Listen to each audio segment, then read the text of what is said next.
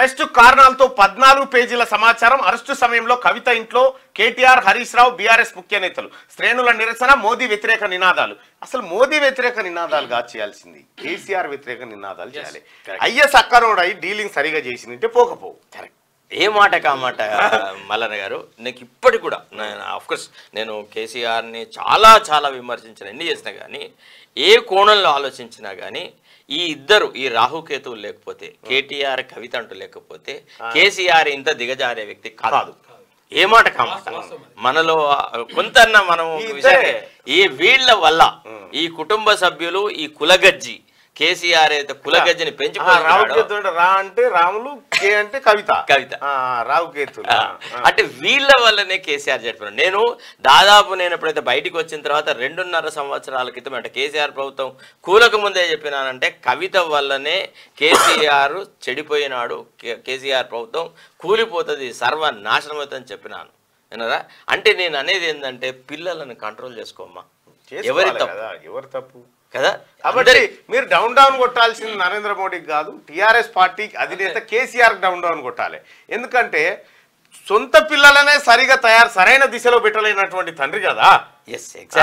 ఆడపిల్ల సారదందా చేస్తే తండ్రి మనం చేయాల్సిందేనా ఈ దందా, ఆడబిడ్డ చేయాలని అనాలి కదా, సంపద వేయాలిగా తండ్రి. ఇప్పుడు ఎంత మందికి ఆడకూతురు లేరు. శరద్ పవార్ కు సుప్రియా సులేఖ ఉంది.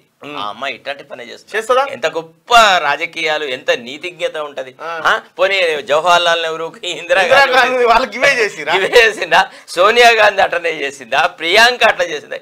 ఎవరు ఇది ఎంతమంది రాజకీయ నాయకులు టీఆర్ఎస్ పార్టీ కార్యకర్తలు ఎవరైనా నిరసన కార్యక్రమంలో ఉంటే మీ ఇంటికి పోయి మీ ఆడేమకి చెప్పు ఏం చేసినావా అంటే సారదంద చేసిన మా అక్కని అరెస్ట్ చేసిరు, మేము జిందాబాద్ కొట్టి వచ్చినాం, మేము డౌన్ అని వచ్చినాం అని చెప్పి చెప్పురు.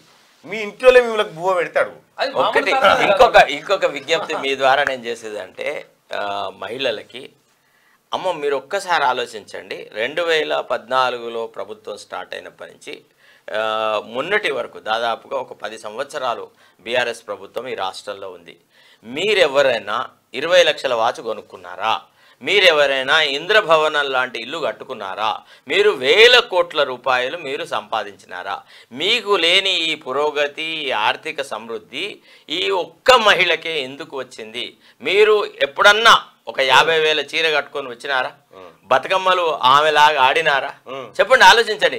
మీకు లేని పురోగతి ఆమెకు వచ్చింది అంటే దాని అర్థము ఈమె రాష్ట్రాన్ని దోచుకుంది. కాబట్టి మహిళలారా మీరు పొరపాట్లు కూడా ఏ సానుభూతి వ్యక్తం చేయండి. మీ మొగోళ్ళు కనుక పోయి ఏదన్నా ఒకవేళ ధర్నాలు అది చేస్తే ఇంటికి వచ్చేటప్పటికి కొడుకులకు చెప్పులు, పసుపు, కుంకుమ పెట్టండి. ఖడ్గతిక్కనకు జరిగినటువంటి ఇది జరగాలి, మర్యాద జరగాలి. కొడుకులారా మీరు గిదార సపోర్ట్. ఇప్పుడు మీరు ఆలోచించండి, సిగ్గు తక్కువ ముచ్చట. సారదందల అరెస్ట్ అయినటువంటి ఆమెను దొంగతనం చేసి అడ్డంగా దొరికిపోయిన ఆమెను సపోర్ట్ చేస్తామని హరీష్ రావు చెప్పగానే మీరు చేసుడు. అరే బెల్ట్ షాపులు పెట్టి ఎంతమంది మంగళసూత్రాలను తీసిపారేస్తారు, ఎంతమంది ఆడబిడ్డ చిన్న చిన్న పోరగాళ్ళ కథలు దిగినాయి కదా. మనం ఎన్ని కేసులు చేసినాం, అసలు ఎంత మందికి చేసినాం. అక్రమ సారదంద లీగల్ కాదు, అది అక్రమ సారదంద. ఇంకా ఏంటంటే వాడు టానికొండి పట్టుకోవాలి. నాకు వాడిని ఎప్పుడు పట్టుకుంటారా అని నేను ఎదురు చూస్తా ఉన్నా.